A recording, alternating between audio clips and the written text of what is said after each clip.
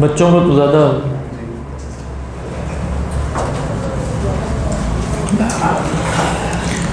اعوذ باللہ من الشیطان الرجیم. بسم اللہ الرحمن الرحیم. ترجی من تشاء منہن وتؤوی الیک من تشاء ومن ابتغیت ممن عزلت فلا جناح علیک ذلك أدنى أن تقر أعينهن ولا يحزن ويرضين بما آتيتهن كلهن والله يعلم ما في قلوبكم وكان الله عليما حليما.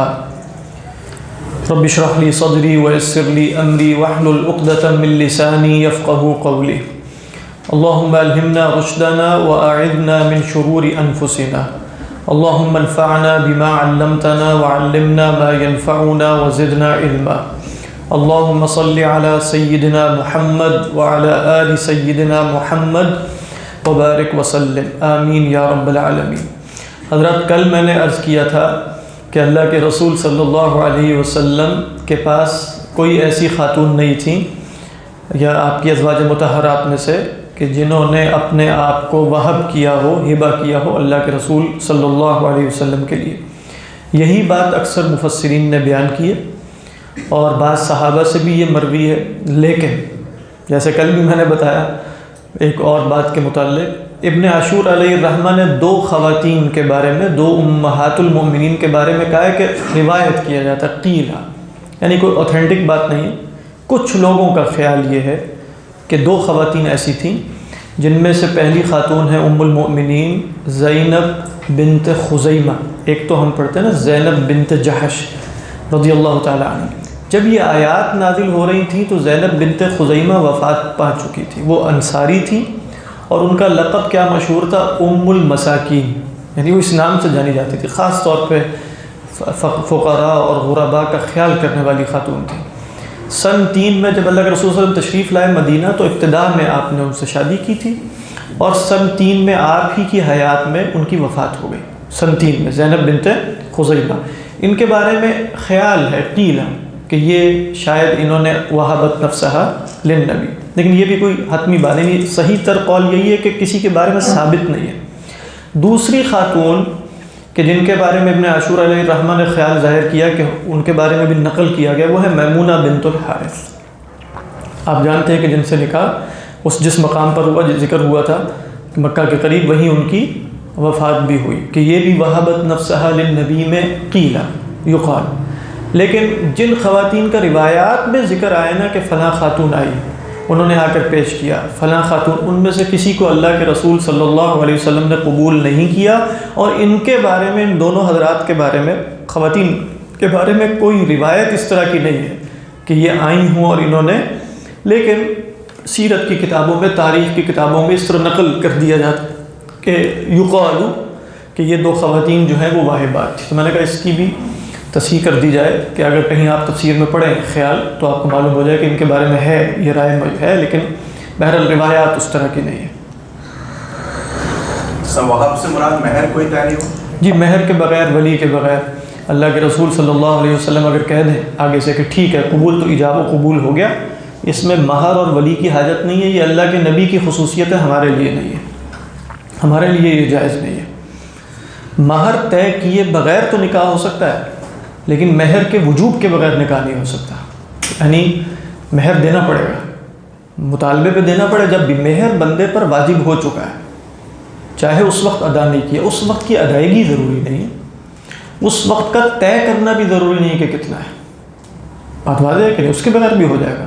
اور پھر ہم جانتے ہیں نا کہ بعد میں اگر دخول کے بعد طلاق دے دی جائے تو مہر مثل دینا پڑے گا. اب جو ہم آیت پڑھنے جا رہے ہیں نا، یہ آیت بھی یعنی یہ وہ آیات ہیں جن میں علماء نے کثرت سے اختلاف کیا ہے. بات واضح ہے. اس کو ذرا اسی طریقے پر پڑھیے گا. میں مختلف آراء بتا دوں گا اور پھر عرض کر دیں گے کہ اس میں سے راجح رائے کون سی ہے. فرمایا ترجی من تشاء، اے نبی صلی اللہ علیہ وسلم. ترجی میں خطاب کس سے؟ اللہ کے رسول سے. جس کو چاہیں منہن، ان میں سے مؤخر کر دیں. ارجا یرجی، ارجاء کس کو کہتے ہیں؟ مؤخر کرنا. اچھا، اسی لیے اس کا مادہ، اس کی جو دوسری قرات ہے ویسے ہی ہے ارجاء یرجیء ارجاء. ارجاء حقیقت میں کیا ہے؟ ارجع، اس کو ہم ارجع یرجی ارجاءً ارجع. تو دوسری قرأت اس کی ہے ترجع من تشاء، وہ بھی متواتر قرأت ہے. ارجاء کس کو کہتے ہیں؟ پیچھے کرنا، کسی کو مؤخر کرنا. آپ سنتے ہوں گے کہ ایک فرقہ رہا ہے جس کو کیا کہا جاتا تھا؟ مرجئہ. انہیں مرجئہ کیوں کہتے ہیں؟ لأنہم کیا کرتے ہیں؟ وہ یرجون العمل، عمل کو پیچھے کرتے تھے. ٹھیک ہے. امام ابو حنیفہ علیہ الرحمہ کو بھی کہا گیا مرجئہ. اہل سنت کو بھی معتزلہ مرجئہ ہی کہتے ہیں. کیوں مرجئہ کہتے ہیں؟ کہ ہم یہ کہتے ہیں کہ عمل ایمان کی حقیقت میں داخل نہیں. تو ہم نے کیا کیا؟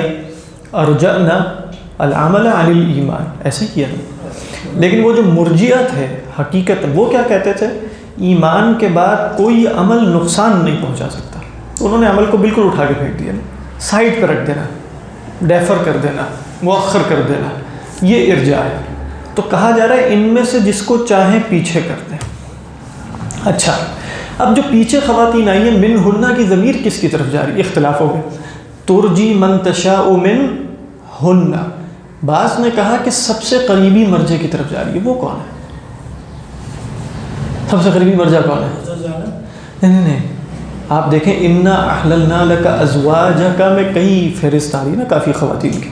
قریبی ترین مرجع تو ہے امرأۃ مؤمنۃ ان وہبت نفسها للنبی. تو ہوتا کیا تھا جاہلیت میں ہوتا تھا کہ اگر کوئی عورت آ کر کسی مرد پہ اپنے آپ کو ہبہ کر دے، اس مرد کے لیے جاہلی رسم کے مطابق قبول کرنا واجب ہو جاتا تھا. وہ یہ نہیں کہہ سکتا تھا کہ انا لا اقبل، نہیں. لیکن اب اللہ کے رسول کے پاس آ کر جو مرضی خاتون اپنے آپ کو ہبہ کر دے تو اللہ کے رسول پہ لازم ہو جائے کہ اس کو اپنی زوجہ بنا لے. نہیں، ترجی من تشاء منہن، جس کو چاہے رد کر دے.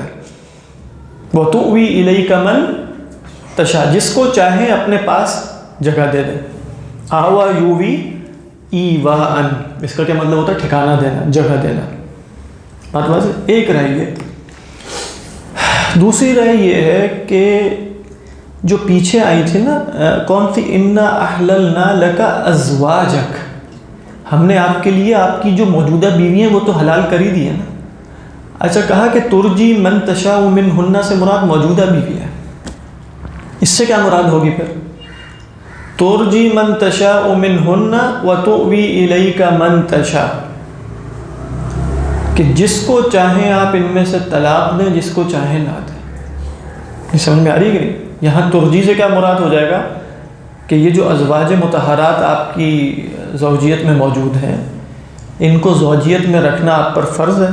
کہا کہ ابھی یہ رائے راجع نہیں ہے، میں ابھی عرض کروں گا یہ آراء راجع نہیں ہے جو ابھی تک میں نے بتائی آپ لیکن یہ سب سلف سے ثابت ہے.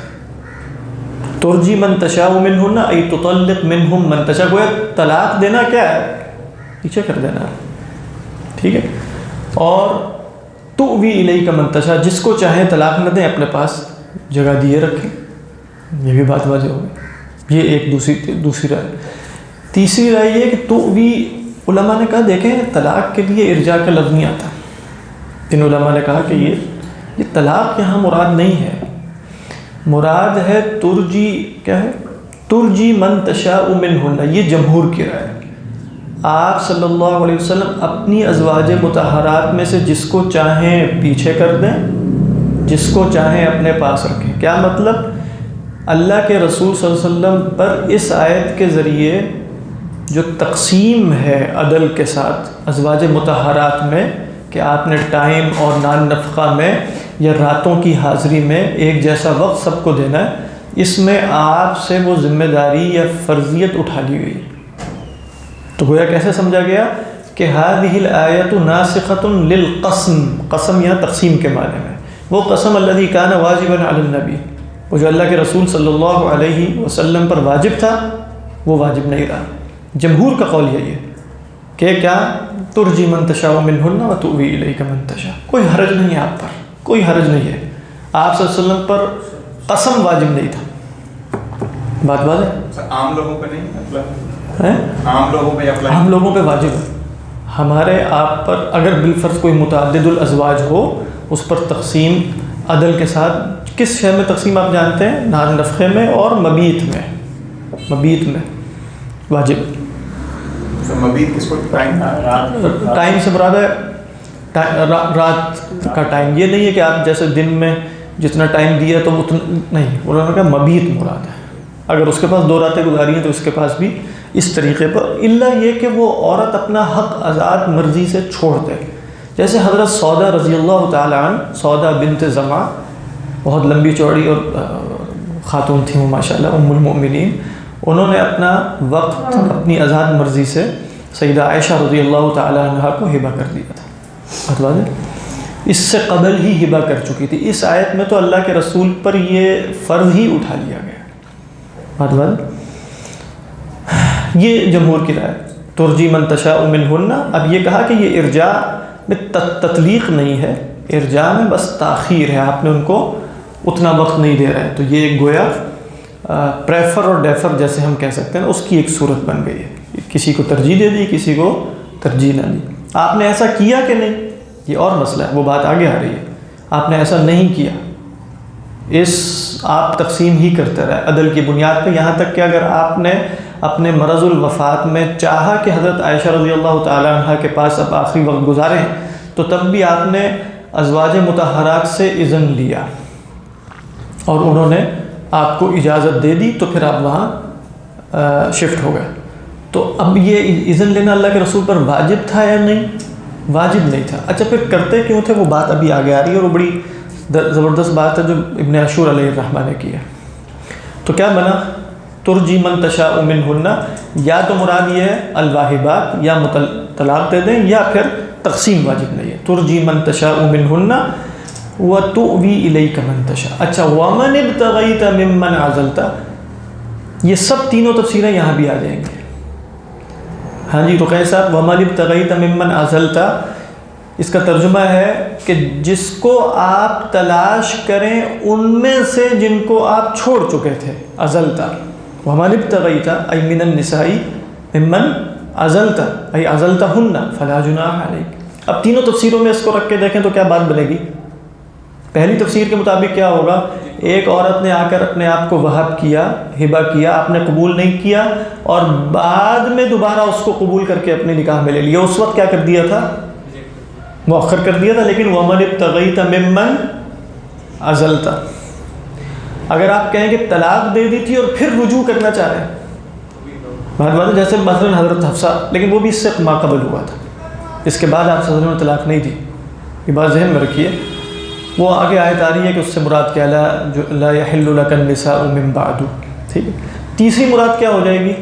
ومن ابتغیت ممن عزلت، جو زیادہ قوی بات ہے کہ آپ جس کا وقت آپ نے مثلا ختم کر دیا تھا دوبارہ اس کو وقت دینا شروع کر دیں، کوئی حرج نہیں.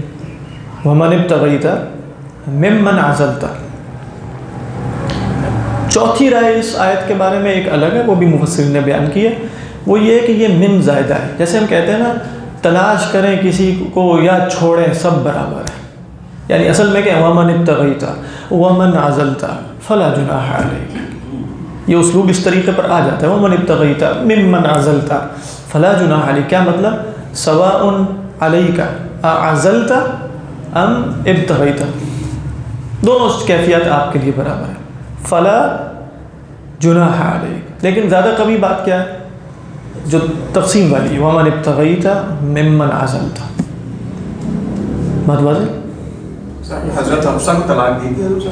جی ہاں طلاق دی تھی. حضرت عمر کی بیٹی؟ یہ کاشف باز صاحب کی تحقیق تھی کہ طلاق دی تھی. اچھا ٹھیک. ہاں فرمائیے. پھر واپس آ گئی تھی؟ جی واپس لے لیے، واپس رجوع کر لیا تھا اللہ کے رسول صلی اللہ علیہ وسلم. عدت کے دوران؟ عدت کے دوران دوبارہ نکاح نہیں کیا. ترجی اور عزل کے معنی قریب یعنی گویا وضاحت کر دی کہ ترجی سے مراد گویا عزل ہے، طلاق نہیں ہے. سر اب چاہے کہہ رہے ہیں ایک بات پوچھو. جی جی سر یہ اسی آیت کے تحت یہ دوسرے میری ذہن میں ایک بات آئی ہے، جو نکاح میں سیاح ہوتا ہے سر، اس کے بارے میں تھوڑی سی وضاحت کریں. یعنی نکاح مسیار سے آپ مراد لے رہے ہیں جس میں وہ اپنی وہ تنازل کرتی ہے، وہ آزاد مرضی سے پتہ نہیں کرتی ہے کہ نہیں. یعنی خصوصاً سعودیہ میں اس کا رواج بہت ہوا تھا، اور وہاں کے علماء، وہاں ایک وجہ یہ ہوتی تھی کہ وہ جو خادمات بہت آتی تھی نا باہر سے، تو گھروں میں کام کاج کرتی ہیں، یہ سب کچھ ہو رہا ہے.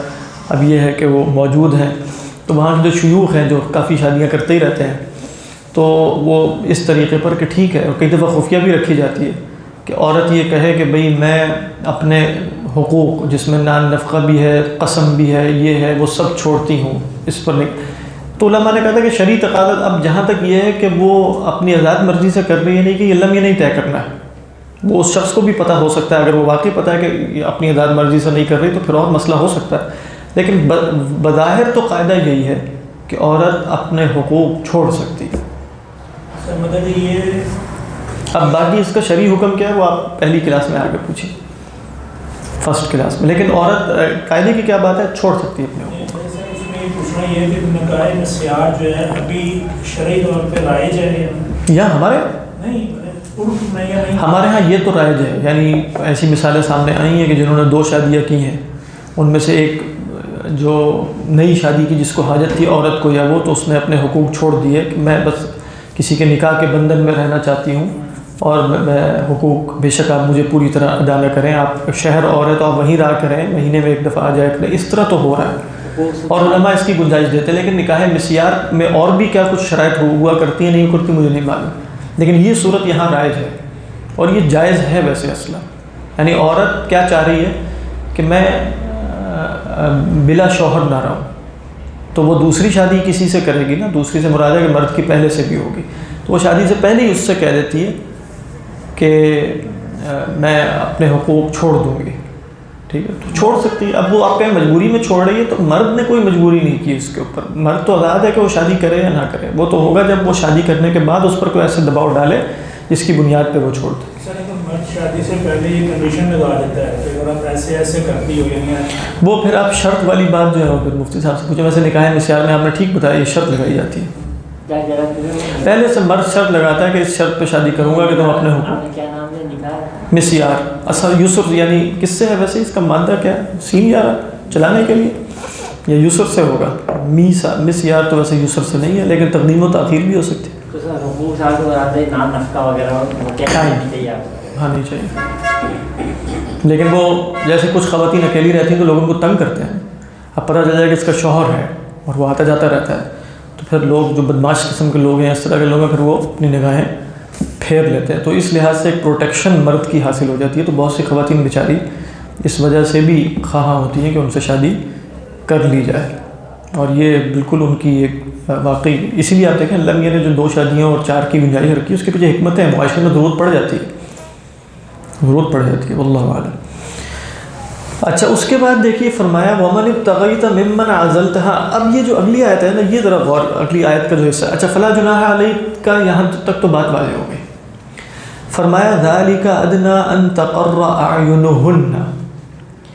یہ بات زیادہ قرین قیاس ہے، یعنی قریب ہے. ادنا کا مطلب ہے اقرب. کس سے اقرب ہے؟ من ان، یعنی من معذوف ہے. یہ زیادہ قریب ہے اس کے کہ تقر اعینہن، یعنی تتقر اعینہن. ڈبل تھا نا، ایک تاگیری ہوئی ہے کہ ان کی آنکھیں ٹھنڈی ہوں. کن کی؟ ازواج مطہرات کی. ولا یحزن، اور وہ غمگین نہ ہو. اچھا یہ بھی ہو سکتا ہے کہ واہبات اگر مراد ہو تو وہ غمگین نہ ہو کہ بھئی ہمیں رد کیوں کر دیا، جب بتایا جائے کہ اللہ کے رسول کو بس اختیار دیا گیا اللہ کی طرف سے قبول کریں یا نہ کریں، کیونکہ پہلے تو یہ اختیار ہی نہیں تھا کسی کو کہ وہ رد کر سکے. تو کہا کہ نہیں، اللہ کا دیا ہوا اختیار ہے جو اللہ کے رسول نے اختیار کیا. لیکن وہ تفسیر ضعیف ہے. اصل میں کیا ہے کہ جب آپ ازواج مطہرات میں تقسیم کریں گے، جب آپ ازواج مطہرات کو یہ خبر دے دی جائے گی کہ تقسیم کرنا واجب نہیں ہے، عدل واجب نہیں ہے، تو اس سے کیا ہوگا؟ ذَلِكَ أَدْنَىٰ أَن تَقَرَّ أَعْيُنُهُنَّ. یہ قرین قیاس ہے اس کے کہ ان کی آنکھیں ٹھنڈی رہیں گی. وَلَا يَحْزَنَّ، اور وہ غمگین نہیں ہوں گی. وَيَرْضَيْنَ، اور راضی رہیں گی اس پر. بِمَا آتَيْتَهُنَّ، جو آپ نے دیا ان کو. كُلُّهُنَّ، ان سب کو. كُلُّهُنَّ كُلُّهُنَّ كُلُّهُنَّ بِمَا آتَيْتُهُنَّ، یعنی یہ كُلُّهُنَّ آتَيْتَهُنَّ میں ہن کی ضمیر کا بدل نہیں ہے، بلکہ کیا ہے، یا اس کی تاکید نہیں ہے، کس کا؟ وَيَرْضَيْنَ كُلُّهُنَّ. بات واضح ہے، یعنی یرضین میں جو جمع مؤنث کی ضمیر ہے اس کی تاکید آ رہی ہے كُلُّهُنَّ. بات واضح. وَآتَيْتَهُنَّ. اچھا یہ سلف کی عموماً جمہور کی تفسیر کیا ہے کہ جب آپ پر تقسیم واجب نہیں ہے اور ازواج مطہرات کو بھی یہ خبر ہو گئی تو اب ان کی آنکھیں ٹھنڈی ہوں گی اس بات پر کہ جو اللہ کے رسول دیتے ہیں وہ ان کا فضل ہوتا ہے، ان پر کوئی شے واجب نہیں ہے، لہذا وہ جو بھی آپ ان کو دیں گے، زیادہ دیں کم دیں، اس پر وہ راضی بازی رہیں گی۔ بات واضح؟ یہ تفسیر سمجھ میں آ گئی؟ اس پر ابن عاشور علیہ الرحمہ کا اعتراض، اس پر ابن عاشور علیہ الرحمہ کا اعتراض بہت قوی ہے۔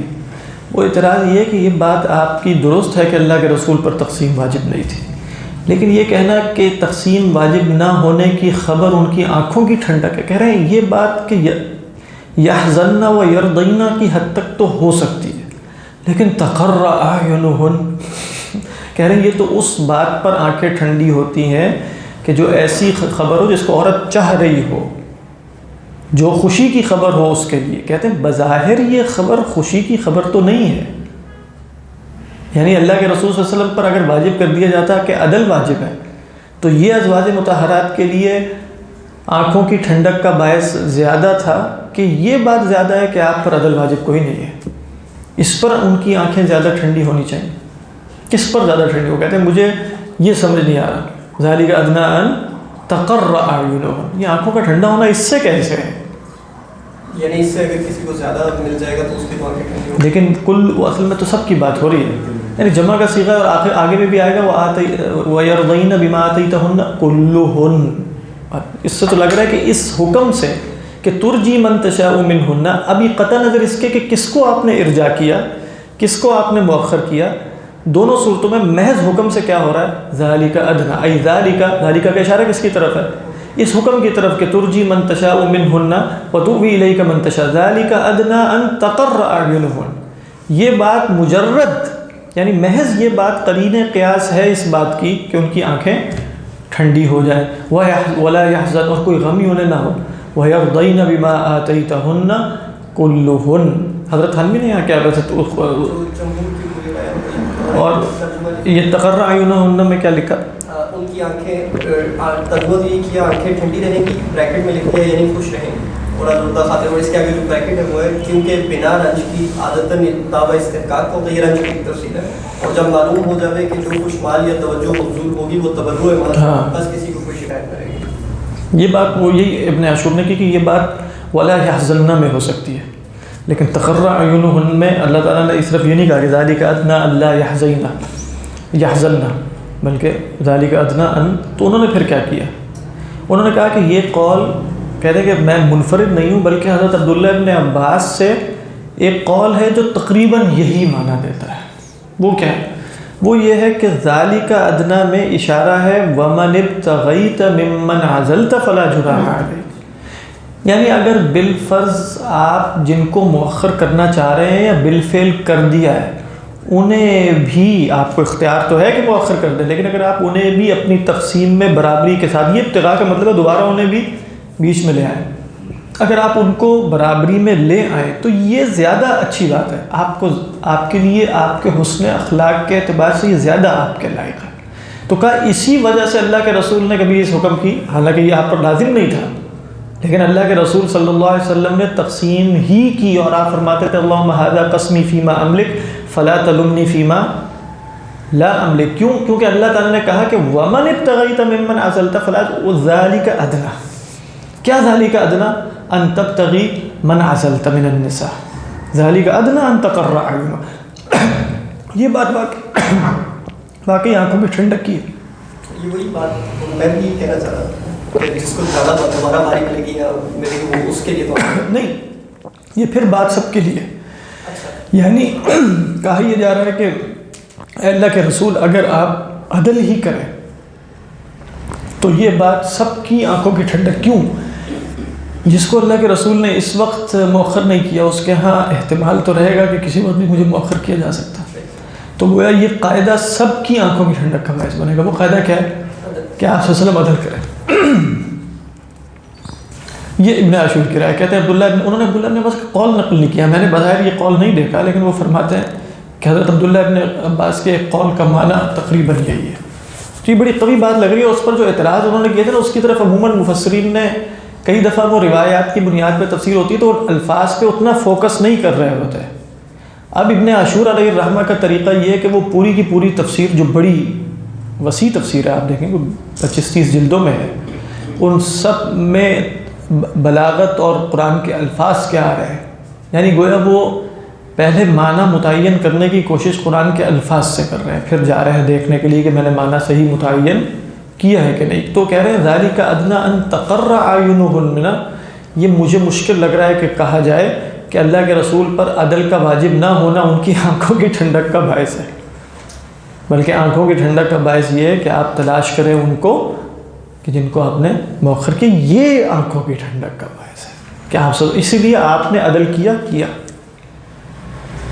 نہیں سمجھ میں آ رہی؟ اچھا آپ کے حضرت سودا کے ساتھ کیوں نہیں عدل کیا؟ پھر کہا کہ عدل آپ پر واجب ہے، امہات، واجب تو آپ پر بھی نہیں تھا، مستحب ہے.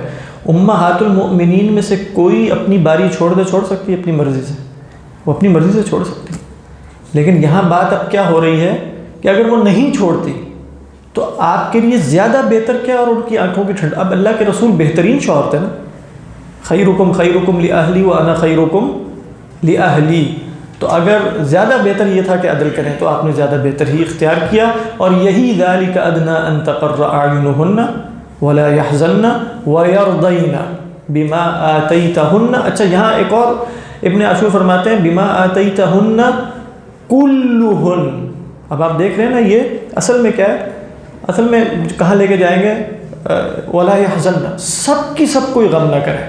کہہ رہے ہیں سب کی سب غم نہ کرنے کا مطلب کیا ہوا کہ گویا سب کی سب ایک سٹیٹس پہ ہوں گے. یہاں بھی انہوں نے یہ نقطہ نکالا، آتیتہن کلہن، تو کلہن یستوین فیما آتیتہن، سب اس میں برابر ہوں گی جو آپ نے انہیں عطا فرمایا. بہرحال یہ بڑی اچھی رائے لگ رہی ہے، اللہ بہتر جانتا ہے اور اس کی گنجائش ہے. واللہ یعلم ما فی قلوبکم. جی فرمائیں. یہ تقرر جو ان تقرر یہ ٹھنڈی رہیں گی، اس کو لکھا ہے کہ ٹھنڈی رہیں گی، اور جو قرۃ العین وہ بھی یہی، تو اس میں تا کہاں سے آیا؟ اصل میں یہ جو کون سا والا قرۃ العین، قرۃ العین میں، ہاں اصل میں نا یہ قرہ یا قرو سے بھی آتا ہے، قاراف حمزہ سے بھی آتا ہے، یعنی یہ باب تفاعل ہے، تقرآ، ٹھیک ہے، تفاعلا. تو اس جو قرۃ العین کا مادہ نا وہ ہے قاف را را، لیکن جس سے یہاں آیا ہے یہ ہے قاف را حمزہ، لیکن دونوں ایک معنی میں مستعمل. یہاں دیکھیں نا تقر ذالک ادنی ان، سوری یہاں بھی ویسے تقرر ہی آیا ہے، ویسے تقرر سے بھی آتا ہے، وہ تو اعینہن ہے، ٹھیک ہے. یہاں بھی قاف قاف را ہی سے آیا ہے، قرہ یقر بھی آتا ہے، قرہ یقر بھی ہے، تو یہاں کیا ہے تقرہ. آپ کون سا قاف بول رہے ہیں؟ سر وہاں پہ قرۃ العین، ہاں وہ تو تا جو ہے، ہاں وہ تو اسم کے آخر میں تا آ گیا جو مؤنث کا ہے بس، ہاں وہ مادے کا نہیں ہے، مادہ دونوں کا سیم ہے، مادہ قاف را ہے ٹھنڈک. ویسے قاف را حمزہ کے اندر مفہوم ہوتا ہے جمع ہونے کا، جیسے قرأ یقرأ کا مفہوم ہے نا، وہ بھی ہے کہ آپ الفاظ کو جمع کرتے ہیں. تو بعض میں آنکھیں اگر ایک جگہ جمع ہو جائیں تو وہ جس کو آپ قرار بھی کہتے ہیں، وہ قاف را حمزہ کے اندر بھی مادہ ہے، ایک جگہ جم جانا. کیوں جم جانا؟ لأن العیون قد وجدت ما تشتاق الیہ. اس میں وہ تا گیا ہوا نہیں ہے، ہاں تقرہ نہیں، اگر یہ مضارع ہے ان تقرہ، ہاں تو ٹھیک ہے، یہ قرہ یقر سے تتقرہ تو ہے ہی نہیں، باب تفاعل ہے ہی نہیں، تو پھر تا گرانے کی ضرورت بھی نہیں ہوگی. بالکل صحیح کیا، قرہ یقر اور سوری قرہ یقر، اور یہاں کیا ہے تقرہ اعینہن. جی مذکر کا تو نہیں، ہاں قرہ، لیکن یہ تو تقرہ ہے، یعنی اعینہن ہے نا، تو یہ واحد مؤنث غائب کا صیغہ ہے. واللہ یعلم ما فی قلوبکم، اور اللہ تعالیٰ جانتا ہے جو تمہارے دلوں میں ہے. اس میں کیا کہا کہ واللہ یعلم ما، اگرچہ یہ جمع کا صیغہ ہے، خطاب تو اللہ کے رسول سے چل رہا تھا، تو اللہ تو سب کے دلوں کو جانتا ہے، لیکن یہ بھی اللہ تعالیٰ جانتا ہے کہ تمہارے دلوں میں کیا ہے، یعنی تم عدل کرنا چاہتے ہو، کوشش کتنی کرنا چاہتے ہو یا نہیں کرنا چاہتے، کیونکہ کامل عدل ہو سکتا ہے، کامل عدل ممکن نہیں ہے، لا یکلف اللہ نفسا الا وسعہا، اسی لیے محبت میں بھی عدل نہیں ہو سکتا. تو اللہ یعلم ما فی قلوبکم، کچھ قلبی معاملات تو ہوں گے، جسمانی تعلقات میں بھی عدل نہ مطلوب ہے نہ ہو سکتا ہے، ٹھیک، وہ بھی مطلوب نہیں ہے. مبیت مطلوب ہے لیکن وہ بھی مطلوب نہیں. یہاں حضرت تھانوی نے کوئی حکمت بتائی واللہ یعلم ما فی قلوبکم کا کیا تعلق ہے؟ ایسا خیال پکا لینے پر تم کو سزا دے گا، یعنی ترجمہ یہ کہ خدا تعالیٰ کو تم لوگوں کے دلوں کی سب باتیں معلوم ہیں، بریکٹ میں ایسا خیال پکا لینے پر تم کو سزا دے گا کیونکہ یہ اللہ تعالیٰ پر اعتراض اور رسول صلی اللہ علیہ وسلم پر حسد ہے جو موجب تعظیم ہے. یہ لوگوں نے مسلمانوں کو اے مسلمانوں یہ قصہ سن کر دل میں یہ خیال، یہ بھی بڑی زبردست بات ہے. یعنی واللہ یعلم ما فی قلوبکم میں خطاب ہم سے ہے کہ تم کہو کہ رسول اللہ صلی اللہ علیہ وسلم کو کچھ خصوصی احکامات اور آسانیاں دی گئی ہیں جو ہمیں نہیں دی گئیں. فرمایا کہ یہ کچھ وجوہات کی وجہ سے ہیں، اللہ کی حکمت ہے جو بھی ہے. اور آپ دیکھیں گے یہ کب دی جا رہی ہے، یہ سن 7 کے آس پاس، یعنی 3-4 سال رہ گئے ہیں اور اللہ کے رسول صلی اللہ علیہ وسلم کی شادیاں. باقی ہم جانتے ہیں کہ شادیاں کرنا کوئی بری بات نہیں، لیکن بالفرض وہ شادیاں بھی ساری مدینہ میں کی گئی ہیں. یعنی آپ صلی اللہ علیہ وسلم کی عمر جو ہے وہ 52-53 سال کے بعد کی شادیاں ہیں ساری. اور آپ صلی اللہ علیہ وسلم نے غالباً ایک ہی بکر سے شادی کی. بکر سے مراد کنواری لڑکی ایک ہی تھی جس سے آپ نے شادی کی، وہ سیدہ عائشہ ہے رضی اللہ تعالیٰ عنہ. حضرت سودا بنت زمعہ جو ہیں وہ دوسری خاتون تھی جن سے شادی کی مکہ میں، اور وہ بڑی عمر کی خاتون تھی. خود سیدہ خدیجہ.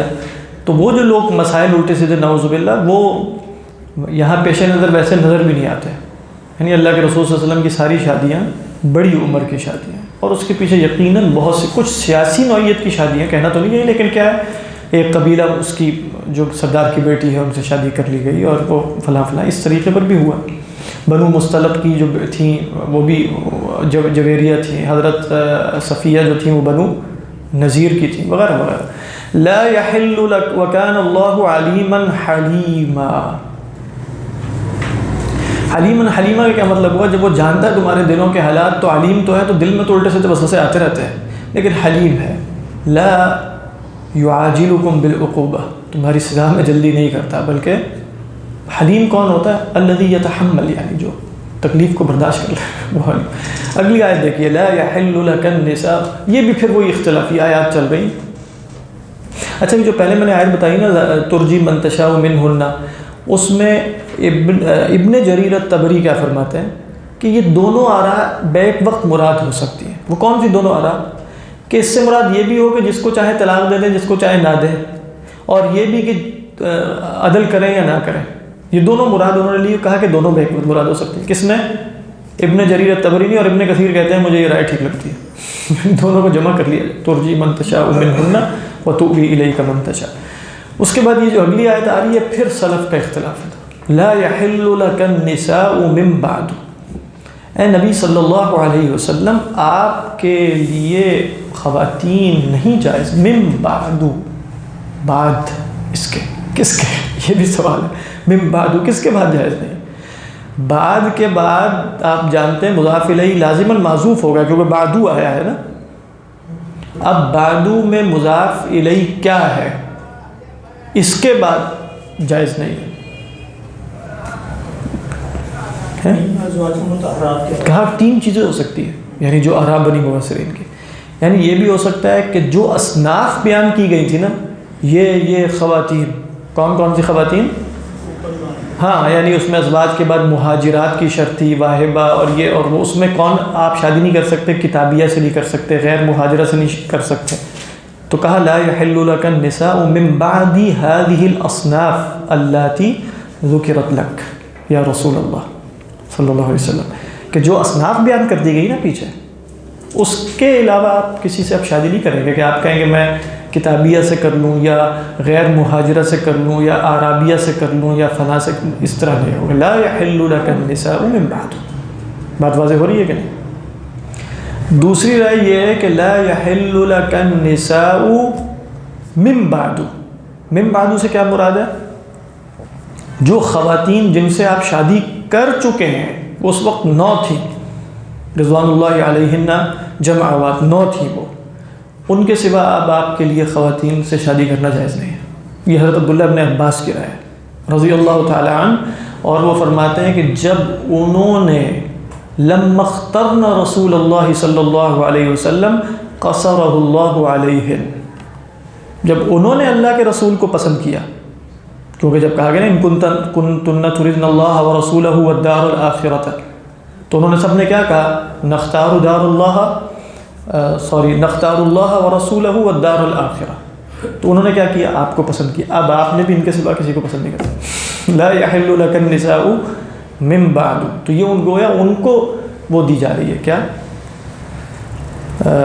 ایک فضیلت ازواج مطہرات کو. اس لیے اب اگلی آیت ولا ان تبدل، وہ بھی ابھی ہم دیکھتے ہیں. ولا ان تبدل بہن، تیسری رائے کیا ہے؟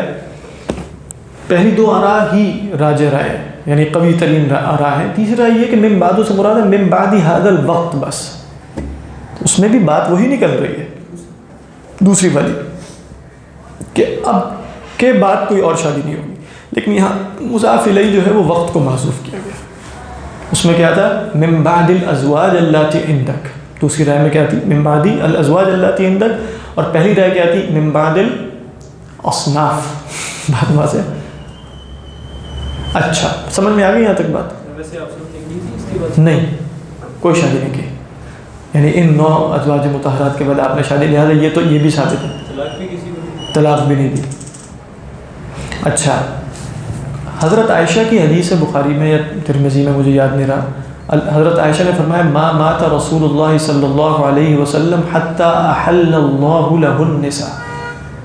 اللہ کے رسول صلی اللہ علیہ وسلم کی وفات نہیں ہوئی یہاں تک کہ اللہ تعالیٰ نے آپ کے لیے جو خواتین حلال کر دی تھی. یعنی یہ نہیں تھا کہ آپ اب نہیں کر سکتے تھے. ہاں یہ وہ گویا بتا کیا رہی ہیں، ہاں یہ ہوا ہے ایسا کہ آپ کو کہہ دیا لا یحل لک النساء من بعد، اور وہ اس سے کیا مراد لے رہی ہیں؟ آپ نے مزید شادیاں نہیں کرنی.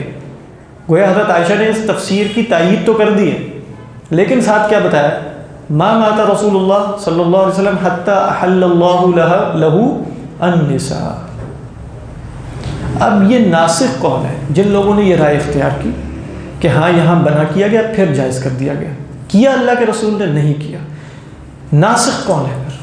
کس نے نسخ کیا اس کو؟ کہا گیا کہ پچھلی آیت نے نسخ کیا. اب یہ رائے جو ہے نا وہ بڑی مشکل سی رائے ہے، اور اس پہ بعض علماء نے اعتراض کیا کہ ہم ایسے ہی ادھر سے نسخ کر دیا ادھر سے کر دیا. یعنی آیت جسٹ پیچھے آئی ہے ترجی من تشاء منہن وتؤوی الیک من تشاء، اس سے کیا ہوا؟ نسخ ہو گیا. کیا نسخ ہو گیا؟ لا یحل لک، اگرچہ مصحف میں مؤخر ہے مقدم ہے لیکن نزول میں کیا ہے؟ مؤخر. سمجھ میں آ رہی ہے کہ نہیں بات؟ نزول والی بات کو مطلب میں بھی بتاتا ہوں یہ رائے درست نہیں ہے. کہا کہ یا ترجی من تشاء منہن نے کیا ہے یا کس نے کیا ہے؟ یا ایھا النبی انا احللنا. تو گویا یہ اسلوب بتا رہا ہے انا احللنا لک ازواجک، گویا پہلے کوئی حرام تو نہیں، انا احللنا لک. بات واضح. گویا اس میں پھر اس آیت کا مقصد اصناف کا بیان نہ ہوا بلکہ ایک ممنوع شدہ حکم کو دوبارہ جائز کرنے کا بیان. ابن عاشور علیہ الرحمہ فرماتے ہیں کہ جو ان آیت کو پڑھے گا، یہ نظم قرآن والا مسئلہ ہے، جو ان آیات کو پڑھے گا وہ یہ کبھی نہیں کہہ سکتا کہ ان میں نزول کے اعتبار سے اس طریقے پر تقدیم و تاخیر ہے. وہ کیسے؟ کہتے ہیں لا یحل لک النساء من بعد آیا ہے نا، تو یہ کیسے ہو سکتا ہے کہ لا یحل لک النساء من بعد پہلے اور انا احللنا سے شروع ہونے والی آیت بعد میں، اور بعد میں لازماً کوئی ما قبل مضاف الیہ محذوف ہونا ضروری ہے نا؟ وہ کیا ہے؟ سمجھ میں آ رہی ہے کہ نہیں؟ لا یحل لک النساء من بعد. تو اگر آپ کہیں کہ یہ جو ہم نے پیچھے دیکھا انا احللنا سے لے کر آخر تک، تو من بعد کا تو ہم نے پیچھے ہی لے کے جانا تھا نا اس کو. تو اب آپ یہاں آ کے کیا کہہ رہے ہیں؟ جب نسخ کیا گیا کہ یہ آیت نہیں اور تو اب بتاؤ من بعد سے کیا مراد ہے؟ نہیں سمجھ. بعدو کا اشارہ تو کلام میں پیچھے کی طرف جاتا ہے، محض دماغ میں جو ہے وہ مضاف الیہ محذوف نہیں ہوتا. من بعدو سے مراد کیا ہے؟ کہ پیچھے ما قبل کوئی مضاف الیہ ہے جس کی طرف تم لوٹا سکتے ہو، وہ ہم نے یہاں ذکر نہیں کیا. کہتے ہیں بعدو کا قاعدہ یہ ہے، یہ نہیں کہ مطلقاً میں کہوں جاء بعدو یا لم یأتی بعدو، اس طرح نہیں ہوتا. پیچھے سے کوئی بات چل رہی ہوتی ہے.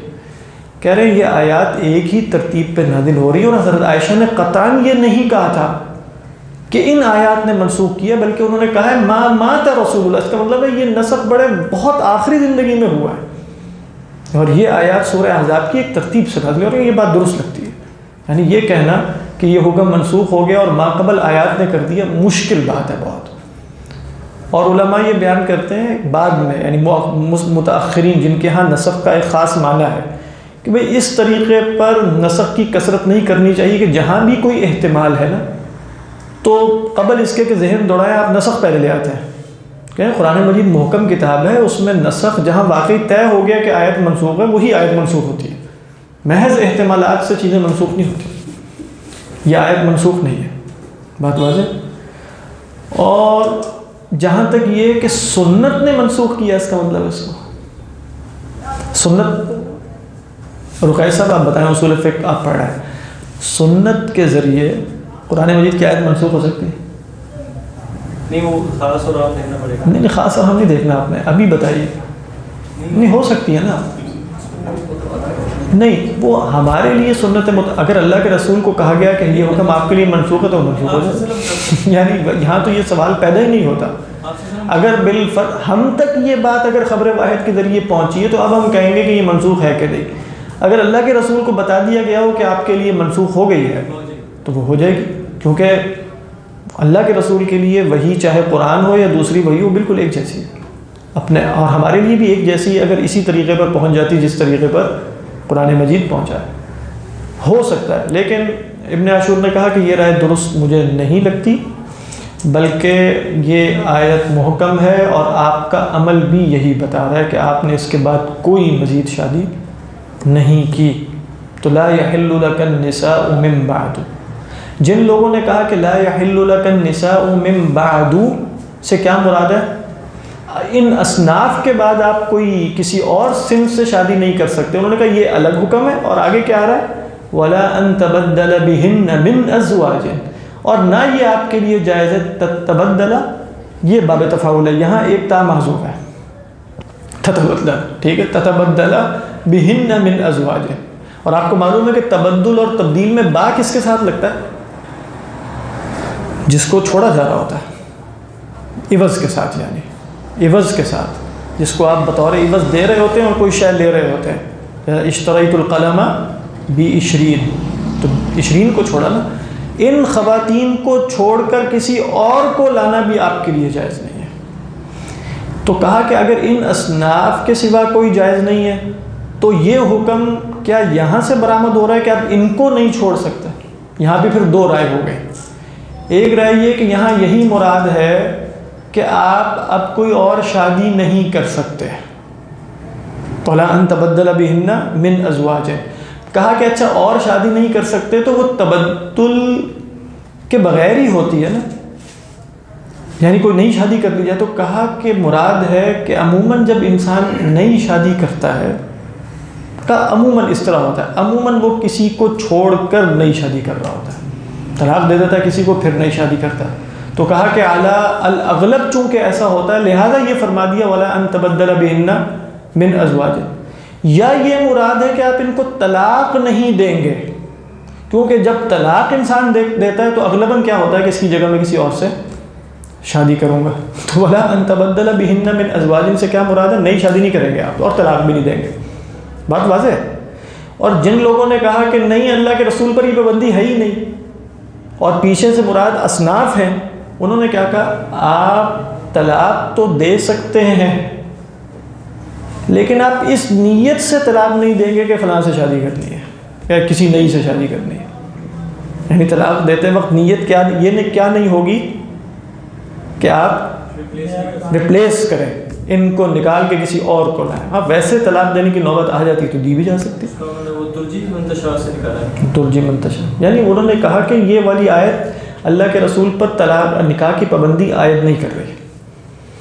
حضرت تھانوی علیہ الرحمٰ نے میرے خیال میں یہی لکھا ہے کہ اس طریقے پر تبدیل نہیں کیا جا سکتا، طلاق دی جا سکتی ہے لیکن اس نیت سے نہیں دی جا سکتی کہ تبدیل کر کے کسی اور کو لے آئیں، ایسا ہی ہے نا۔ ابن عاشور فرماتے ہیں کہ نہیں، یہاں مراد اصلاً وہی اسی کی وضاحت ہو رہی ہے کہ ہو سکتا ہے کوئی شخص کہے کہ آپ کے لیے اس کے بعد مزید شادی عدد میں جائز نہیں ہے تو چلو ایک نکال کے اور پوری کر لیتے ہیں، لا یحل لک النساء من بعد سے مراد ہے 9 امہات المؤمنین ہے تو 9 سے زیادہ نہیں ہو سکتی، تو ایک کو طلاق دے کے دوسرے سے کر لی جائے 9 ہی رہیں گی، نہیں کہا یہ بھی نہیں کریں گے، ولا ان تبدل بهن من ازواج، یعنی نہ آپ نے اب عدد میں اضافہ کرنا ہے نہ ان کو طلاق دینی ہے۔ مشکل ہے نا، بہت ساری آیات ہیں ادھر عجیب و غریب قسم کی، ولا ان تبدل بهن، لیکن آپ دیکھ رہے ہوں گے کہ دماغ تھوڑا سا گھومنا شروع ہو گیا۔ جی فرمائیے حضرت تھانوی کیا کہتے ہیں؟ کہ اس طرح سے کہ ان میں سے کسی کو طلاق دے دیں اور بجائے ان کے دوسری کر لیں، یعنی یہ چیز نہ کریں، اور یوں بدون ان کے طلاق دیے ہوئے اگر کسی سے نکاح کر لیں تو اس کی ممانعت نہیں، بغیر طلاق دیے. اسی طرح اگر طلاق بھی دے دیں اس بغیر اس نیت کے کسی اور کو لے کر آئے. اسی طرح اگر بلا قصد تبدل کسی کو طلاق دے دیں تو اس کی بھی ممانعت ہے. یعنی وہ کہہ رہے ہیں کہ اگر اس میں اصل میں تبدل کی ممانعت ہے تو تبدل میں یہ نہیں کہ آپ مزید شادی کریں کر لیں. تو گویا حضرت تھانوی نے جب لا یحل لک النساء من بعد سے مراد یہ لیا ہی نہیں تھا، بلکہ انہوں نے وہاں کیا مراد لے لی تھی؟ اصناف. تو پھر اب وہ کیا کہہ رہے ہیں کہ آپ مزید شادی کر سکتے ہیں، بالکل کوئی حرج نہیں، اور آپ ان کو طلاق بھی دے سکتے ہیں، لیکن بس جو کیفیت ممنوع ہے نا وہ ان دونوں کے امتزاج کے ساتھ ہوگی. وہ کیا ہے؟ طلاق اس نیت سے دی جائے کہ نہیں شادی کیجیے. ریپلیس نہیں کر سکتے. ریپلیسمنٹ جو ہے وہ فاربیڈن ہو گئی ہے. ٹھیک، وہ اختلاف ہے نا، اس رائے کے مطابق کر سکتے ہیں نا. حضرت وہ جب کہا لا یحل لک النساء من بعد میں انہوں نے نا بعد کا تعلق اصناف سے جوڑا، بس تعداد سے، وقت سے، ازواج مطہرات سے جوڑا ہی نہیں، بلکہ کس سے جوڑا؟ اصناف سے. اب کھولا اصناف سے مراد کہ جو پیچھے بتائی گئی آپ کی چچا کی بیٹیاں فلاں فلاں، یہ بس یہ جائز ہے.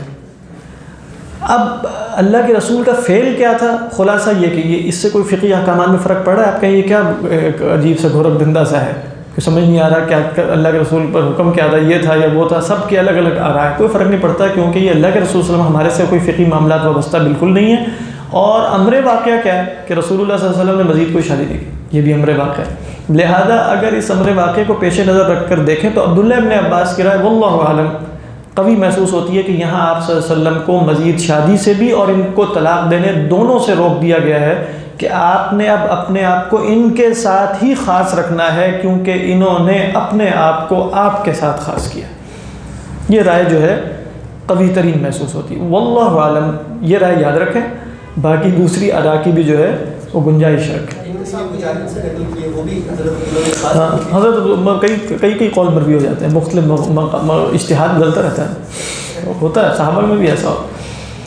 عائشہ کا جو قول ہے وہ اینڈ پہ کوئی اور آیت کی طرف ریفرنس نہیں، کوئی آیت کی طرف ریفرنس نہیں ہے. وہ اس کی صحیح تعویل یہ ہے کہ اگر ایسا ہوا ہے، اب ابن اشعث تو فرماتے ہیں کہ شاید ایسا نہیں ہوا تو عائشہ کا اجتہاد ہو سکتا ہے. کئی اجتہاد ہوتا ہے بہت سی چیزوں میں صحابیات کا بھی، لیکن اگر ہوا بھی ہے تو وہ سنت ہے، یعنی اللہ کے رسول کو وحی کر دی گئی ہو لیکن آپ نے اس پر عمل نہیں، اور سمجھ نہیں آ رہا کہ آخری زمانے میں وحی کی گئی ہے اور اس وقت آپ نے شادی بھی نہیں، وہ اتنی بات سمجھ میں نہیں آ رہی. اللہ اعلم. ہاں جی آپ ضرور عرض کریں. سر جو آگے آ رہا ہے جو ہم نے بھی پڑھا نہیں ہے، آپ شاید اس میں یاد کرنے بھی کرنے کے بعد میں بلو کا جب کا حسن ہونا ہے بھی کسی کا حسن آپ کو کتنا بھی پیارا کیوں نہ لگے، تو سر میرا خیال ہے کہ یہ جو اگلا والا اس سے سارے مسائل حل ہو گئے.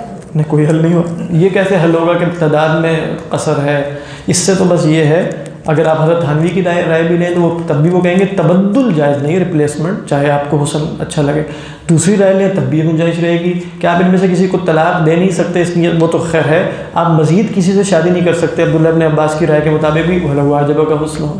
یہ والی جڑتی زیادہ کون سی والی؟ عبداللہ بن عباس والی جو ہے وہ بھی جڑ سکتی ہے، یعنی ہو سکتا ہے کہ وہ ہاں بالکل ویسے یہ بات اس لیے ہے کہ دوسری رائے میں آپ کہیں گے کہ وَلَوْ أَعْجَبَكَ حُسْنُهُنَّ میں اگر حضرت تھانوی علیہ الرحمہ کے ہاں یہ جائز ہے کہ ایک مزید اضافی کا تو ریپلیسمنٹ کے بغیر ہی ہو جائے گی.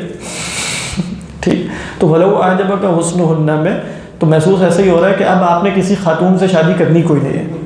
وَلَوْ أَعْجَبَ بس اس میں بھی ترجیح ہی ہوگی، اس کی تعویل دوسرا فریق کوئی اور کر لے گا. لیکن مزیدار معاملات ہے ماشاء اللہ. یعنی مراد یہ کہ اس پہ مفسرین غور کرتے ہیں، دیکھتے ہیں آگے پیچھے، اور قرآن مجید اللہ نے نازل اس لیے کیا کہ اس پر غور و فکر کیا جائے. تو اس میں غور و فکر، اب جیسے حضرت علامہ ابن عاشور نے یہ غور و فکر کیا کہ تقرّ اعینہن میں جو ہے وہ نئی بات واضح ہو رہی، تو انہوں نے ایک رائے کو ترجیح دی، اس سے کوئی فرق واقع نہیں ہو رہا، لیکن وہ بڑی قوی بات محسوس ہوتی ہے. عموم مفسرین نے اس کی طرف اتنی توجہ نہیں کی. واللہ اعلم. اس کے بعد کسی خاتون نے ہیبا بھی نہیں اپنے آپ کو کیا ہوتا ہے، اس سے بھی کچھ آئیڈیا ہو جائے گا کہ یہ نہیں، وہ سارے واقعات اس سے پہلے کے. اگر میمونہ بنت الحارث رضی اللہ تعالیٰ عنہ کو اللہ کے نبی نے قبول کیا تو کہا کہ اس وقت وہ نکاح میں تھی، اگر وہ واحبات میں سے بھی ہے تو وہ آلریڈی نکاح میں تھی. اور اس سے بعض بزرگ خواتین نے باقاعدہ یہ بھی سمجھا کہ جیسے غیر مہاجرات اصناف والی بات بھی سمجھیے، وہ بھی بات اپنی جگہ درست ہے، یعنی حضرت تھانوی جو بات کہہ رہے ہیں وہ صرف اختلاف یہ ہے کہ من بعدو میں اس کی طرف اشارہ ہے کہ نہیں، باقی وہ اصناف واقعی وہی ہیں بس. اس لیے حضرت ام ہانی کا یہ کہنا کہ میں ان کے لیے حلال نہیں ہوں. لیکن سر یہ بھی تو ضعیف روایت ہے نا. چلیں کوئی بات نہیں، ضعیف کو ہم قبول کرتے ہیں، ہمارے مسلک میں ہو جاتی ہے.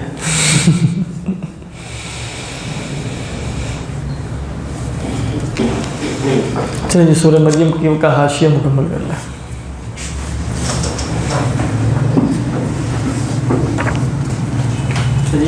پوری تو نہیں ہے یہ ولو اعجبک ہے ہم کر پڑیں. ہاں ولو اعجبک حسنہ یہ بھی، لیکن حضرت انہوں نے پوری کروائی دی اپنا کاشف عباس صاحب. اس میں مجھے سوال ہے حسن ہونا کی بارے میں. ہاں پوچھ لیں کر لیں. یہ ایسا لگ رہا ہے کہ مطلب اس کی ضرورت کیا محسوس ہوئی کہ وجہ ہی بتایا جائے کہ کیوں آپ نہیں کریں گے، ان کے حسن کی وجہ سے. اس کی وجہ اس سے پتہ یہ چلا کہ کسی کے حسن کی وجہ سے اس سے شادی کا خیال آ جانا یہ بڑی اچھی اور فطری بات ہے.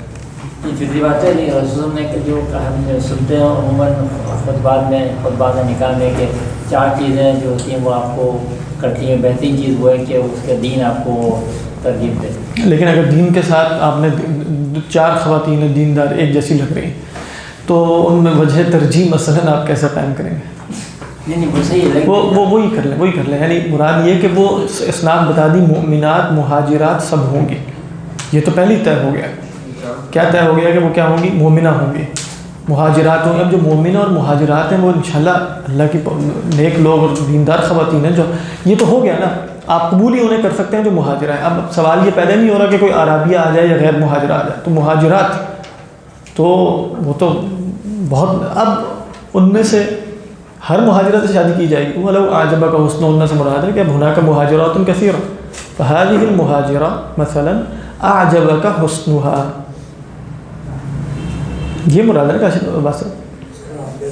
نہیں میں پوچھ رہا ہوں آپ سے کہ یہی مراد. اب اگلی بات واضح ہو رہی ہے نا. وَلَوْ أَعْجَبَكَ حُسْنُهُنَّ میں واقعی دین وجہ ترجیح ہے، لیکن دینداری کے ساتھ ساتھ کچھ اور وجوہات ترجیح بھی ہو سکتی ہیں کہ نہیں ہو سکتے؟ ہو سکتی ہیں. مطلب جس کانٹیکسٹ میں یہ آیت ہے ایسا لگ رہا ہے کہ جیسے ہم زیادہ شادی کی تمنا رکھتے ہیں حسن کی وجہ سے. نہیں، اس سے میں نے جیسے پہلے عرض کیا تھا کہ ولو اعجبک حسنہن میں نا یہ قید ضروری نہیں ہے کہ اس طریقے پر آپ، جیسے عربی زبان کا قاعدہ کیا ہے، جیسے آپ کہہ دیتے ہیں نا کسی کو کہ بھائی یہ کام نہ کرنا چاہے تم جلا دیے جاؤ مثلا. اس سے مراد یہ نہیں ہوتا کہ تمہیں جلا دیا جائے گا یا تم واقعی جلنے کی خواہش رکھتے ہو یا خارج میں کوئی امکان ہے کہ تمہیں جلا دیا جائے گا. مراد یہ کہ اتنی بھی کوئی ایکسٹریم کیفیت ہو تب بھی نہ کرنا. تو یہ جملہ شرطیہ کا طریقہ یہی ہوتا ہے. ٹھیک ہے. تو ولو اعجبک حسنہن کا مطلب ہے نہیں کہ کچھ یہاں تک کہ اگر بالفرض آپ کا دل اس کی طرف شدت سے مائل ہو بھی جائے بالفرض تب بھی نہیں کرنے، یہ مراد. باقی یہ کہ ولو اعجبک حسنہن میں کاشف عباس صاحب کہنے چاہ رہے ہیں کہ اس میں مسئلہ کیا ہے. تو وہ سوال لیکن انہوں نے ساری ایسی احادیث بھی یاد کی ہیں. یہ فرمائیے کون سی حدیث؟ وہی وجہ کہ مطلب آپ کی دنیا میں جو 3 چیزیں شامل ہوتی ہے حبیب الیہ من دنیا. جیسے آپ نے فرمایا ہاں یعنی اس میں یہ کہ غیر اختیاری طور پہ کسی کا حسن پسند آ جائے، اور غیر اختیاری طور پہ حسن تو کسی متزوجہ کا بھی پسند آ سکتا ہے. ظاہری بات ہے وہ تو انسان کے دل میں خیالات اور افکار پیدا ہوتے رہتے ہیں، وہ تو مجاہدے کے ذریعے اور تزکیے کے ذریعے اس کو رد کرنا ضروری ہے. لیکن بالفرض اگر کوئی شے مانے ہی نہیں، کسی خاتون کا حسن بھی پسند آ گیا غیر اختیاری طور پر نظر پڑ گئی ہے جو بھی ہوا، اور کوئی مانے بھی نہیں ہے کہ اس سے نکاح کیا جا سکے، تو یہاں کیا شریعت یہ کہہ رہی ہے کہ چونکہ تم نے اس کا حسن دیکھ لیا اب تم نے شادی نہیں کرنی، کر لو. اس لیے وہ جو مشہور روایت آپ نے سنی ہے نا، ایک صاحب آئے کہنے لگے کہ میری جو بیٹی ہے وہ میں اس کا نکاح فلاں سے کرنا چاہتا ہوں، وہ امیر ہے، غنی ہے، اور وہ چاہتی ہے ہی عطا ہوا، وہ کسی سے محبت کرتی، تو وہ چاہتی ہے ایک فقیر کو.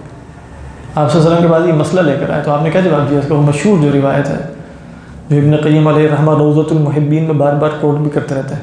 روضۃ المحبین ان کی کتاب ہے، آپ اس کو ذرا پڑھیے تو آپ کو پتہ چلے گا وہ کیسی کتاب ہے. روضۃ المحبین وہ ایسی کتاب ہے کہ اس کا ترجمہ پورا جو انہوں نے ترجمہ بھی کیا نا بہت سی چیزیں حذف کر دیں، یعنی پوری حذف کی ہے اس میں چیزیں، یعنی پوری طرح ترجمہ کرنا وہ ایک کئی دفعہ ہو سکتا ہے کہ اس کو فحش نگاری میں آ جائے، یعنی اتنی ایکسپلیسٹ اس میں باتیں ہیں روضۃ المحبین میں، اگرچہ اس میں یہی ہے کہ اصل محبوب اللہ ہی ہے، ابن قیم علیہ الرحمہ روضۃ المحبین و نزہۃ المتقین، نام تو اس کا ایسا روضۃ المحبین۔ اس میں پھر وہ حدیث جو صحیح حدیث ہے وہ کیا ہے، لم یرا للمتحابین مثل النکاح، یہ آپ نے کب فرمایا جو حدیث کو، دو محبت کرنے والوں کے لیے میں نے نکاح سے بہتر تو کوئی شے نہیں دیکھی، تو اگر وہ چاہ رہی ہے فقیر کو تو فقیر سے نکاح کرو، یہ آپ نے اس موقع پر فرمایا۔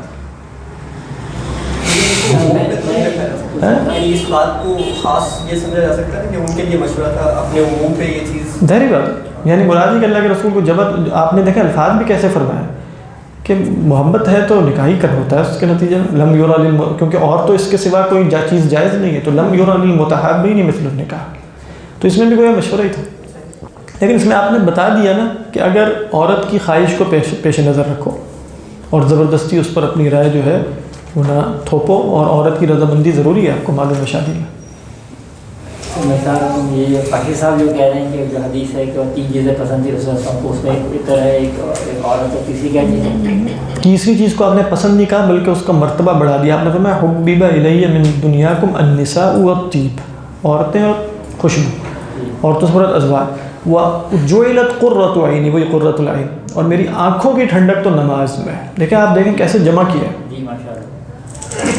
تو سر اس میں یہ جو عورتوں سے مراد ضرور تو نہیں حسن کی وجہ سے عورتیں پسند ہوں، عورتیں آپ کو اس لیے پسند ہو سکتی ہیں کہ نسبان ایک ہے پسند، تو آپ نے فطرت نہیں دیکھیں ایک ہے جیسے آپ کو بلیاں پسند ہیں، پھول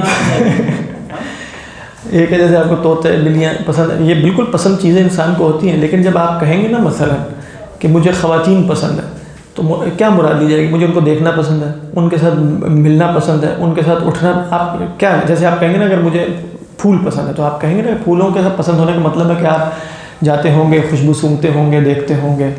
بلیاں پسند ہیں، ان کو گود میں اٹھاتے ہوں گے، پیار کرتے ہوں گے۔ ہر چیز کو جب آپ کہیں گے کہ مجھے محبوب بنائی گئی ہے تو اس کے ساتھ جو لوازمات ہیں وہ بھی آئیں گے نا پھر، یعنی آپ کہیں گے مجھے بریانی پسند ہے، لیکن آپ یہ تو نہیں کہہ سکتے کہ مجھے بریانی جو ہے وہ دیکھنا پسند ہے، کیونکہ بریانی کھانے کے لیے پسند ہوتی ہے، نہیں ایسا ہی ہے نا۔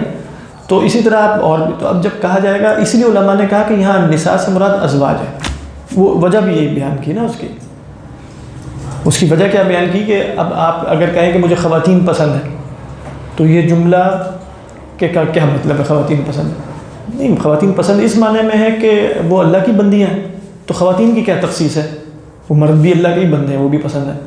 اگر خواتین اس وجہ سے پسند ہے کہ وہ انسان ہیں تو مرد بھی انسان ہے۔ پھر خواتین کسی ایسی وجہ سے پسند ہوں گی کہ جس وجہ سے وہ ممتاز ہوں گی رجال سے۔ اب اگر آپ کہیں کہ ممتاز رجال سے ہونے میں ان کا ماں ہونا بھی ہو سکتا ہے تو پھر النسانی آئے گا، امہات آئے گا مثلا، یا حبب الی من دنیاکم امی مثلا۔ اگر آپ کہیں ان کا بہن یا بیٹی ہونا ہے، یا خالہ یا چچا پھپھو ہو، پھر وہ النساء کے عنوان کے تحت نہیں آئے گا۔ اس لیے آپ دیکھیں یہاں بھی آ رہا ہے یا نساء النبی، جو ہم قرآن مجید میں بھی پڑھ رہے ہیں، وہ پھر خاص حیثیت ہو۔ لیکن اگر آپ نساء کو مطلق رکھیں گے، حبب الی من دنیاکم، اور دنیا، اور الدنیا متاع وخیر متاعها المرأة الصالحہ، تو حبب، تو اب نساء سے خود بخود کیا طے ہو رہا ہے؟ وہی شے طے ہو رہی ہے کہ ازواج مراد ہے۔ واللہ اعلم، مجھے تو ایسے ہی، ویسے شارحین نے بھی ایسے ہی کہا ہے کہ یہاں اللہ کے رسول بیویوں کی بات کر رہے ہیں۔ پھر وہ یہاں یہ بھی گفتگو کرتے ہیں اس جگہ کہ کم اوتی النبی صلی اللہ علیہ وسلم من القوت، اب وہ قوت سے مراد قوت جماع کی بات ہو رہی ہوتی ہے، اور پھر صحابہ کی احادیث موجود ہیں صحیح کہ ہم کننا نرى ان النبی صلی اللہ علیہ وسلم اوتی قوت 30 رجلا، قوت 70 رجلا، 70 آدمیوں کی قوت ہے۔ کان یطوف علی نسائہ فی لیلۃ واحدۃ بغسل واحد، یہ بھی آتا ہے، کیا مطلب؟ یعنی تمام نساء کے پاس رات کو ایک ہی غسل میں ہوا آتے تھے۔ مطلب اب یعنی جماع کی بات ہو رہی ہے، علاقت زوجیہ کی بات ہو رہی ہے، تو صحابہ کہتے تھے کہ ہمیں، ہمارے خیال میں اللہ کے رسول صلی اللہ علیہ وسلم کو اتنی قوت جو ہے وہ عطا کی گئی۔ اب یہ سب باتیں بتا رہی ہیں کہ حبب الی من دنیاکم النساء سے مراد ازواج ہے، اور حسن نہیں حسن ترجمہ ہے وہ ازواج ہے. بات تو وہی ہوگی نا, ازواج سے بات تو یہ تو نہیں کہ حسن بھی ہو جاتا ہے. ہاں وہی میں بتا رہا تھا کہ ازواج سے اب وہ محبوب بنا دی گئی ہے نا دنیا میں سے, تو اس سے مراد کیا ہے کہ کسی نساء کو آپ اپنی زوج بنانے کی خواہش بھی رکھ سکتے ہیں, کسی عورت کو اپنی زوجہ بنانے کی خواہش بھی رکھیں گے. اس لیے انصار کہتے ہیں کہ ہم شادی کرنے سے پہلے, صحیح روایات میں اللہ کے رسول صلی اللہ علیہ وسلم سے پوچھا کرتے تھے کہ نحن نزوج بنتنا هل لك فيها من حاجہ, آپ نے تو نہیں ان سے شادی کرنی, پوچھ لیا کرتے تھے. تو اللہ کے رسول اگر فرماتے تھے نہیں. اسی طرح ایک صاحب آئے, وہ آ کے بتانے لگے کہ فلاں فلاں بڑی خوبصورت خاتون ہے, اللہ کے رسول کو بیان کیا جاتا تھا وہ حسن, آپ ان سے شادی کر لیں. اس طرح کے واقعات موجود ہیں. تو گویا صحابہ نے یہ بات دیکھی کہ اللہ کے رسول, اور اسی لیے وہ اللہ کے رسول ان کی قوت باہ کی بات بھی فرما رہے ہیں. تو اس میں گویا بالکل ان کے نقطہ نظر کے مطابق کی کوئی شے نہیں تھی. وہی میں بتا رہا ہوں, یہ رہبانیت کی اینک ہے اصلا, یہ رہبانیت کی اینک ہے جس کی وجہ سے لگ رہا ہے کہ حسن رہبانیت, ہاں یہ نہیں, یہ اینک کی طرف اشارہ ہے, لیکن رہبانیت سے مراد یہ کہ یہ سمجھنا کہ شادی بیاہ کوئی اچھی بات نہیں ہے. وہ تو ہے سر, ویسے اس میں ایک دن میں 70 عمر بھی وہ کر دیے تھے, ذبح کیے تھے, عام آدمی تو نہیں کر سکتا. ہاں بالکل نہیں, وہی میں بتا رہا ہوں. تو اس لحاظ سے آپ دیکھیں کہ حسن عورت کا کی حسن کی وجہ سے عورت سے شادی کرنا کوئی بری بات اگر وہ دیندار. بس پر بذات دین میں ایک مسئلہ عموماً ہوتا ہے جو اس کی تشریح ہے, بس پر بذات دین منافی ہے باقی خصائص کو یہ منافی نہیں ہے. اصل میں کہا ہے کہ پرائمری گول, پرائمری شے جو پیش نظر رکھی جائے گی, کوئی شخص تلاش کرتا پھر رہا ہے کہ سب سے خوبصورت خاتون کہیں نظر آئے, کوئی شخص تلاش کرتا پھر رہا ہے کہ سب سے مالدار کوئی خاتون نظر آئے. کہا یہ بنیادیں تھوڑی ہوتی. ہاں تم نے طے کر لیا کہ اصل چیز کیا ہے کہ وہ اللہ والی ہو, نماز روزہ کرنے والی ہو, تو نماز روزہ کرنے والی بھی بہت ساری ہوں گی, دیندار بھی بہت سارے. اب ان میں وجہ ترجیح حسن بن جائے تو یہ کوئی حرج نہیں ہے, لیکن مراد یہ ہے کہ فظفر بذات الدین تربت یداک کا مطلب ہے کہ یعنی ایسی خاتون سے شادی نہ کرنا جس سے محض حسن کی وجہ سے شادی ہو سکتا ہے وہ فاجرہ ہو, اور تمہیں پتہ بھی چل جائے کہ وہ بد اخلاق خاتون ہے. تو شادی میں استمرار جو ہے وہ محض حسن کی وجہ سے تو نہیں رہتا, سب جانتے ہیں. یعنی شادی کا جو استمرار ہے وہ محض حسن کے نتیجے میں تو نہیں ہوگا, وہ تو اخلاق اور آداب اور جو دینداری ہے, اور دینداری میں بھی اصل شے آداب اور اخلاق ہے. ہو سکتا ہے وہ اتنی دیندار نہ ہو لیکن مؤدب اور صاحب خلوق ہو یا صاحبت خلوق ہو, تو وہ شادی مستمر رہے گی. کیونکہ ہو سکتا ہے ہم کہیں گے پھر دینداروں کی شادیاں تو غیر دینداروں کی چلنی نہیں چاہیے, وہ بھی چلتے ہیں اور صحیح شادیاں گزارتے ہیں ٹائم پورا. اس کی وجہ یہ ہے کہ عورت غیر دیندار ہوگی لیکن ہو سکتا ہے وہ مؤدبہ ہو, لہذا اس کا دیندار بننا بھی آسان ہوتا ہے, شوہر کی اطاعت کرنے والی ہو. اصل میں بات یہ ہے یعنی, اور وہ تو یہ مراد ہے شاید اس حدیث کی, فظفر بذات الدین تربت یداک تنکح المرأة لأربع لحسبها ونسبها وجمالها ومالها ولدينها او كما قال النبي صلى الله عليه وسلم فظفر بذات الدين تربت يداك. تو ولو اعجبك حسنهن, آیت کہاں ختم ہو رہی ہے اس کے بعد؟ ولو اعجبك حسنهن, ہاں الا ما ملکت یمینک کا کیا مطلب ہوا کہ یہ جو قصر ہے وہ ازواج پر تو ہے, تخصیص قصر وہی والا جو ہم اصول فقہ میں بھی دیکھ رہے ہیں, تخصیص کر دی کہ آپ ان کے سوا شادی, لیکن وہ ملک یمین میں نہیں ہے, ملک یمین مزید بھی آ سکتی ہے. وکان اللہ علیما حکیما وکان اللہ علی کل شیء رقیبا. سب ملک یمین تو غیر مسلم بھی ہو سکتی ہے. جی جی وہ کتابیہ بھی ہو سکتی ہے, جی بالکل ہو سکتی ہے, کافرہ بھی ہو سکتی ہے. الاؤڈ سے مراد کہ اگر وہ واقعی ملک یمین ہو تو الاؤڈ ہے, لیکن اب فی زمانہ کوئی ملک یمین نہیں پایا جاتا. اس میں یہ روایت جو حضرت انس سے غالباً نقل ہوتی ہے جس میں آپ نے بتایا کہ ایک جو مسلم رسول اللہ وہ کرتے تھے, مولانا مودودی نے وہ لکھا ہوا تھا, وہ اسی چیز کو تعدد ازواج اور اس پہ جو مستشرقین کے حملے ہوتے ہیں ان کے دفاع میں کر رہے تھے. انہوں نے کچھ تھوڑی سی نہیں اس روایت پہ بھی وہ جرا کی, اور انہوں نے کہا کہ وہ حضرت انس جو ہے وہ چھوٹی عمر کے تھے, اور ایک وہ جو وہ ہوتا ہے تخیل ہوتا ہے, کیونکہ دیکھا تو نہیں انہوں نے, وہ روایت کر رہے ہیں تو وہ جو ہے اس میں ہو سکتا ہے، یہ بات ہو سکتا ہے مولانا مودودی علیہ الرحمہ کی درست ویسے حدیث صحیح تھی ویسے وہ عموماً. ہاں حدیث صحیح ہے، ہاں کہتے ہیں کہ یہ اصل میں اب سوال یہ پیدا ہوگا نا کہ وجہ اعتراض کیا ہے. اصل میں تو مسئلہ یہ ہے کہ آپ اس حدیث کو چلو کچھ سندی، لیکن آپ کو کیا ضرورت پڑی ہے مستشرقین کے اعتراض، تو اس کا مطلب یہی ہے نا کہ اس کو ایک ایسی چیز کے طور پہ دیکھ لیا کہ جو مناسب نہیں لگ رہی. ہاں یہی وہ کیوں نہیں لگ رہی مناسب؟ سوال تو یہ ہے. قوت بات کا ذکر کرنا وہ یہ مطلب یہ ڈیپینڈ کرتا ہے نا کہ آپ کس عرف میں، بہت فرق پڑتا ہے. لہذا وہ سمجھ لینا کہ عربوں کا عرف بھی ہمارے ہی عرف جیسا ہوگا اور سب کچھ ہوتا ہوگا، وہاں اس طرح نہیں ہے. اس میں اگر آپ روایت پڑھیں گے نا، میں آپ کو ایک کتاب بتاتا ہوں، اس کو آپ لوگ نہ پڑھیے گا، لیکن وہ 6 جلدوں میں کتاب ہے. وہ اس لحاظ سے بہت ہے کہ وہ ایک بہت معتمد قسم کے عالم کی لکھی ہوئی کتاب ہے، اور اس میں انہوں نے صرف کوئی اپنی فلسفے نہیں بگاڑے، کوئی ادھر ادھر، صرف روایات بیان کی ہیں کہ وہاں صحابیات اور صحابہ کا تعلق اور ماحول کیا تھا. بس وہ 6 جلدیں آپ لوگ دیکھیں، ہر جلد کا ایک الگ مضمون ہے، لیکن وہ میں نے اس کی کوئی 3-4 جلدیں پڑھی ہیں. اور آج کل میں پھر اس کی وہ جلد پڑھ رہا تھا کہ جس میں خاص طور پہ آیت حجاب کے حوالے سے علماء کی آراء، اور یہ اس کتاب کا نام ہے تحریر المرأتی، نام سے آپ کو پتہ چل رہا ہے، تحریر المرأتی فی عصر الرسالہ، دراست جامعۃ لنصوص القرآن الکریم و صحیحی البخاری و مسلم. بس انہوں نے صحیح البخاری مسلم تو لکھا ہے، زیادہ فوکس اس پہ کرتے ہیں، لیکن روایات تو باقی ساری بھی آتی ہیں. 6 جلدوں کی کتابیں ہیں، اور مصنف ہیں ازہر کے ہی تھے، کوئی بڑے عالم ہیں، اور یہ بالکل آپ کو اس میں جدیدیت نظر نہیں آئے گی. یہ بات ذہن میں ہاں ہے، عنوان فیمنسٹ، لیکن یہ پرانے آدمی ہیں تھوڑے سے نا. عبد الحلیم ابو شقہ یعنی مصری شقہ کہتے ہیں. یہ ان کی کتاب ہے، کسی کو ہو تو وہ صرف اس کو ویسے دیکھے، یعنی پوری پڑھ لے. 6 جلدیں، کوئی حرج نہیں ہے اس میں نا. میں تو اس لیے سے پڑھتا ہوں، اس میں روایات کی اتنی کثرت ہے، اور خصوصاً اس طرح کے معاملات میں نا تو وہ روایات پڑھ کے بڑا مزہ آتا ہے، کیونکہ اس کی زبان ایک ہوتی ہے. اور پھر یہ لازماً نیچے جو ہے نا وہ شرح المفردات بھی کرتے ہیں. بڑی مفید کتاب ہے. تو تحریر المرأہ فی عصر الرسالہ، عبد الحلیم ابو شقہ. تو یہ کتاب آپ دیکھیے. اصل میں جو مستشرقین وغیرہ کے ہم ذرا اپنے عرف کے، وہی میں کہہ رہا ہوں، وہ ایک اور عرف سے دیکھ رہے ہیں. حضرت سلیمان کے بارے میں اللہ کے رسول صلی اللہ علیہ وسلم نے فرمایا، وہ بخاری کی روایت ہے، آپ جانتے ہی ہیں. آپ نے حضرت سلیمان نے کہا لأطوفن اللیل علی 70 من امراتی او کما قال وتحمل كل واحدۃ منہن فارسا.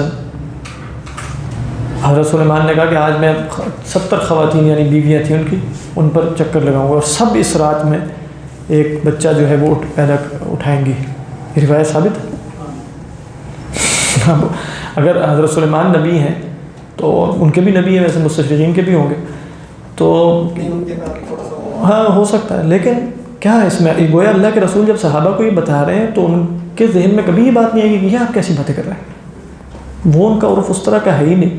اور گویا عرب جو ہے ان کے اوپر اللہ کے فضل سے رحمانیت کا لگتا ہے کوئی عمل دخل ہے ہی کوئی نہیں. لہٰذا ان کو کچھ ہمارے اوپر چونکہ عیسائیوں کے ساتھ رہنے کی وجہ سے بھی اور عیسائیوں کے اعتراضات کی وجہ سے سب کچھ، تو ہمارے اوپر رحمانیت کا ایک عمل دخل ہے. تو ہم بھی یہی سمجھتے ہیں کہ یہ چیز ایک نیک اور دیندار آدمی کے لیے کیسے مناسب لگ رہی ہے. اور بجائیے کہ وہ اللہ کے نبی سلیمان علیہ السلام 70 بات واضح کہ نہیں. تو اللہ کے رسول صلی اللہ علیہ وسلم اور صحابہ یہ گفتگو کر لیتے تھے کہ آپ کے پاس، تو ان کے مطلب وہی بات ہے کہ ایک خاص پیراڈائم اگر اختیار کیا ہوا ہے تو اس کے اعتبار سے چیزیں اسی رنگ میں نظر آنا شروع ہو جاتی ہیں. دیکھنا یہ کہ اللہ نے جو ہمارے ہاں جس کو ہم کہتے ہیں نا حسن و قبح و عقلی جو کا جو ایک مسئلہ ہے، بھئی اصل شے وہ ہے جو خدا کا حکم ہے. اگر اللہ تعالیٰ نے شادیوں کا اگر بہن بھائی میں شادی کا کہا جاتا تو وہ جائز ہوتا. اگر اللہ کہتے اور حضرت آدم کی اولاد میں ایسا رہا کہ نہیں رہا، سمجھ میں آ رہی ہے، ایک ضرورت کے بعد میں اللہ نے، اصل شے اللہ کا حکم ہے، اصل شے اللہ کا حکم ہے. اور وہ جو جس کو اللہ میاں جائز کہتے وہ جائز ہے. تمہاری رحمانیت کے تصورات بالکل باطل ہیں. اللہ تعالیٰ نے انسان کو انسان پیدا کیا ہے، وہ جسم اور روح ہے، اور جنت میں بھی آپ نے جسم کے ساتھ ہونا ہے کہ نہیں؟ انشاءاللہ جسم کے ساتھ ہونا. تو اس کا مطلب ہے جسم کو ڈی گریڈ ڈینیگریڈ کچھ بھی نہیں کیا جائے گا.